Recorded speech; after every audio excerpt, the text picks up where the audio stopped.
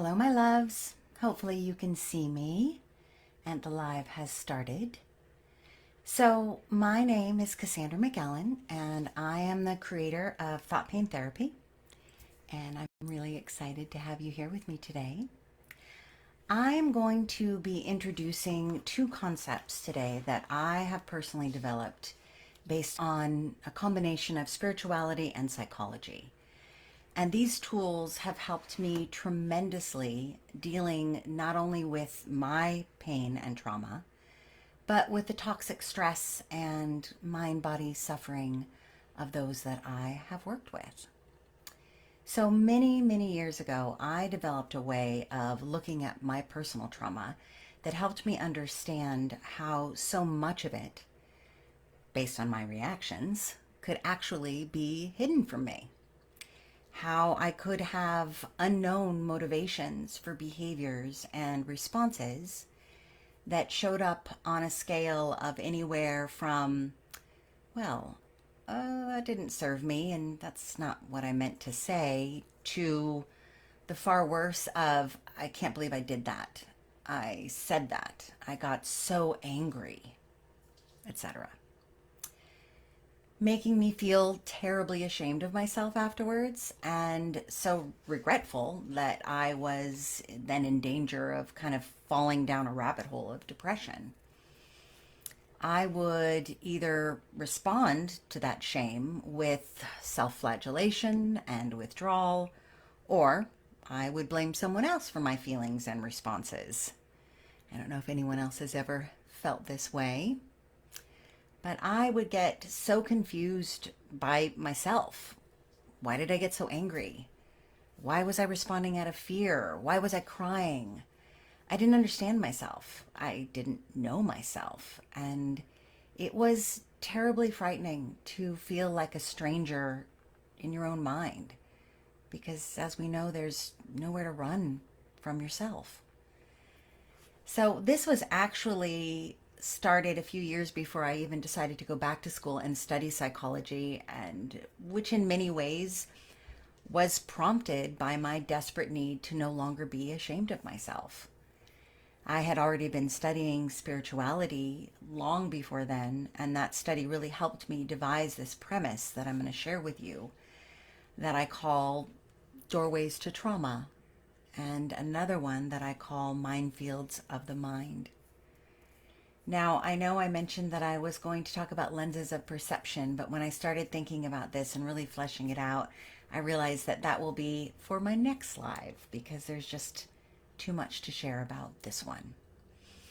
So how it started was I imagined for myself that my mind was like a long hallway with many doors on either side.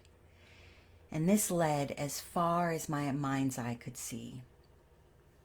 Behind every door was a room, and residing in each of these rooms was an experience that I had lived through that had played a role in creating the house that was me. Now, some of these doorways were open, and as I walked past, I noticed that the rooms were brightly lit, and these rooms were swept of any dust or decay, and in many cases even had windows on the opposite side fully open. And what I imagined was a view to the outside with curtains blowing gently in the breeze and fully visible not just to myself but also to anyone passing by or anyone that knew me. And these rooms represented the things I knew about myself. And in some cases, they were spaces where I had stored things that I was really proud of. Things I had accomplished that were very hard, things that I had worked through, acknowledged, healed from. For instance, one room might be the birth of my child, and another might be my marriage that was very healthy at the time, or perhaps in another was my spiritual work, or another relationship that I had healed, and so on. And the farther I walked down the hall, I found that there were other rooms. Doors still open, but perhaps the lights were off. They were rooms I didn't enter often. Things that I had cleaned up, but didn't often spend time there because of lingering regret or sadness or simply memories I didn't love spending time in. And these rooms needed me to occasionally freshen them up, turn on the light, sweep them clean of lingering should haves or wish I would haves or might have beens, and open the window to let fresh air inside, full of fresh ideas and maybe even a new feeling of acceptance that time had brought me. Further down the hallways of my mind, I could journey still. And as I moved, I noticed that the doorways were not always open now. Sometimes they were slightly cracked and shadowy, and others were closed, but not locked.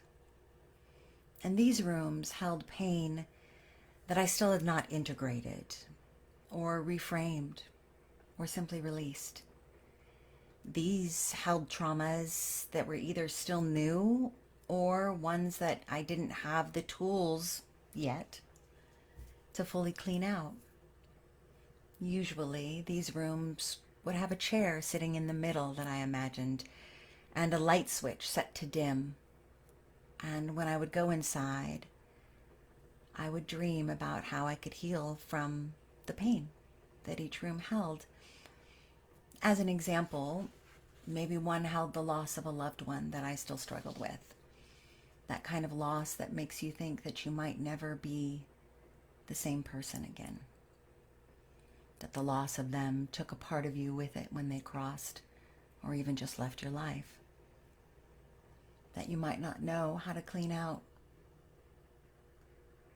So like the other rooms, when you looked inside, they made you smile. And these rooms represented the hard work that I was doing in my life to heal from mental, emotional, physical, sexual, and spiritual trauma. They each held something I couldn't yet figure out how to heal. They represented the deep work that I knew still awaited me. They were the rooms where I read self-help books, or prayed, or meditated, or napped, or cried, or raged, and desperately tried to brighten with my need to be free of the pain and the shame that I had struggled with. Now, in walking through these hallways of my mind, if I still had energy at this point, I would travel even further to what I imagined was beginning to be the deepest recesses of my mind, the deep parts of my subconscious. The hallway itself became dim at this point, dark and shadowy, and the doors were all locked. At some doors, I might hear a small child crying inside. At another, a man's voice screaming in rage. At others, a woman's pleading voice. I knew within these doors were memories that I could only vaguely imagine based on the sounds from within. Now, these memories, I had hoped that if I never opened, they would somehow seal themselves away and disappear. Memories I had prayed were either unreal or able to be shoved down so deeply into my subconscious that they wouldn't affect me. Kind of like a child desperately afraid of what's happening around it, so all they can do is shut their eyes and think if they can't see the monster, maybe the monster can't see them. But the rooms remained. They didn't disappear. They didn't simply fade because my memory had. They stayed there waiting for the right trigger to be unleashed into my present experience. Maybe a smell would set them off, or an innocent act, or a certain word or phrase. Maybe even the sight of a stranger could remind me of something, or the sound of an angry man's voice, or a drunken sound.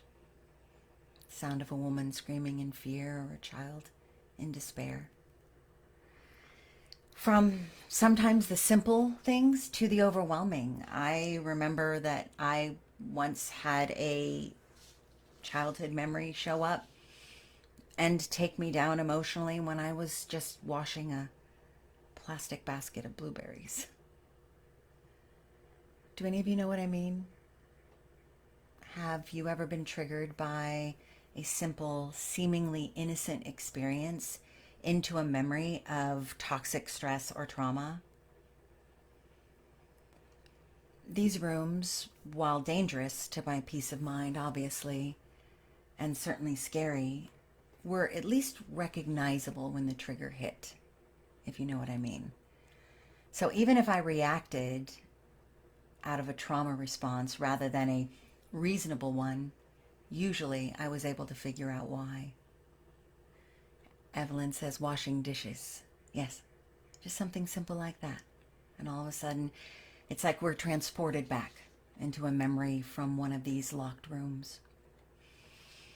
So this capacity of my mind to unleash on me led me to another analogy that I developed of brains being like a field of landmines. We may not know exactly how they were all placed, but I really believe it's our job to find them, dig them up, and or de-trigger them. And this way, no one we love will unknowingly step on them and get their ears blown off. And if we couldn't yet completely de-trigger them, well, then I think it's our job to at least label them, put a sign out, so no one who trips them will be unsuspecting of our reaction. Like being triggered by a word or phrase. Have you ever realized that you could handle being called anything but maybe a certain word? I know there's a C word for women that can be really triggering. Whatever it is, that's a landmine in your psyche. If you have ever gotten so angry at someone over something that in retrospect, it didn't really seem to warrant it in and of itself, that kind of reaction. Maybe you've yelled at your child based on a fear from your childhood, or gotten angry at a partner based on a trigger from a past relationship. I think all of us have done this. And this is why the walk through your mind is so important, so we can find what is lurking there unhealed. Which leads me to the doors at the farthest end. So I have found that in my mind and the minds of others, these doors are not just locked closed. They're sealed shut. In my mind, some of them even had chains across them that you would imagine in a dungeon with like a big rusty padlock outside. And I knew that I didn't have the key. And these doors were silent inside. I didn't know what lived in them. But I did know that I was so terrified or unable, lacking in tools to deal with them, that I never even tried to open them. These are the doors where our secrets are kept. And they're often kept so tightly that they're even kept from us. And these are the places where we all need help. We need someone to guide us lovingly and with skill and grace to kind of rest our palms and foreheads against them and prepare ourselves to seek out whatever we've hidden from ourselves. And I have done this over the years and studied with so many teachers and healers, therapists, shamans, coaches, in order to find my way into feeling and healing. Because as we say, the only way out is through. Chris says the landmine analogy is genius. It also demonstrates why it's so important to take seriously our responsibility to label and or diffuse them. Yeah, I agree. Not knowing self, to me, is the greatest terror possible. Because if we don't know who we are, if we haven't truly walked the hallways and opened all our doors, then how could we possibly become who we're meant to be when all we're doing is reacting of who we were? So if you're thinking that this doesn't sound like fun, I agree. It is not by any means something that anyone would consider a pain-free journey. So why would you do it? Why can't we just continue to be unconscious of them? Surely nothing good lies behind them, right? Well, because kind of I explained at the beginning of this talk, this is where your subconscious hides from you. This is where the reactions and responses that you make that make you feel ashamed, this is where they stem from. They're hiding behind these doors. They're the landmines that you haven't even found yet.